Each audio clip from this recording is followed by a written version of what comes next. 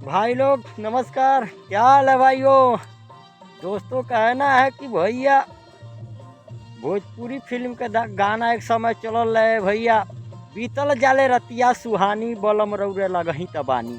बीतल जाले रतिया सुहानी बलम रौरे लगही तबानी। अब भैया हो आजकल के ऐसा गाना चलता उ गाना रहल है भैया। अब का बताई, आजकल के तो सारा गाना जनते वाला जान, सारा गानवे कर बहिन तो ढोढ़िया उठलाली पर बन गई बा। सारा लोग वह सुनता वैसे न गाय को सुनत न गावत ए भैया। हमारा लागत है कि घर के बेटी बहिन ना बा।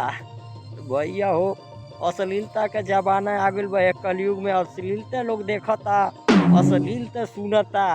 कहे से भैया बीतल जाले रतिया सुहानी बलम रौरे लगही तबानी। भैया आप लोग समझन कि कितना जानदार गाना रहल।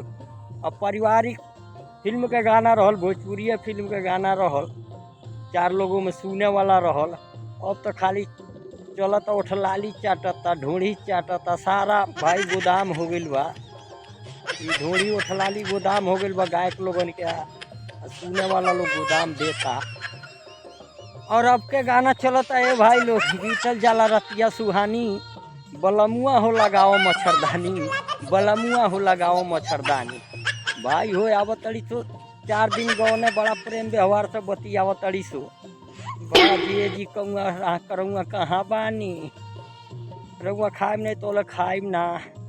अब भैया एक के दिन का एक के महीना के बाद ही सारा नस ढील कर देता लोग। सरऊ लोग के पार्सल आवता चोरी चुपे, चोरी चुपे पार्सल आवता, खूब खियावता लोग रसगुल्ला। अब भैया हो बादी में दे को देतली सो अब मनमानी खियावता लोग रसगुल्ला।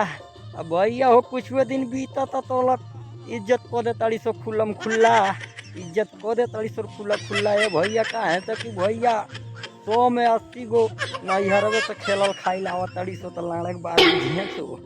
भैया इस दुनिया में 20% औरत हैं चाहे मर्द हैं, उसी पर दुनिया चल रही है।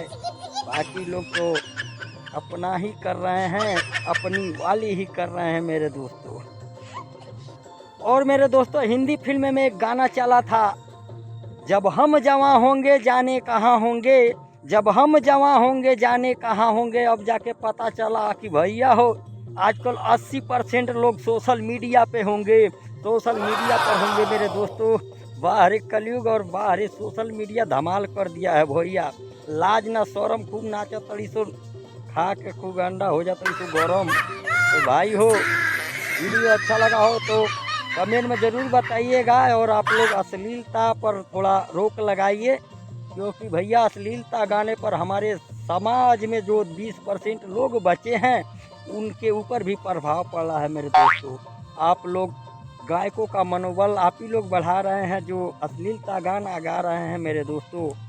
अगर प्रभु का भजन चाहे कुछ भी लग जाए भैया, केहू सुने वाला नहीं है।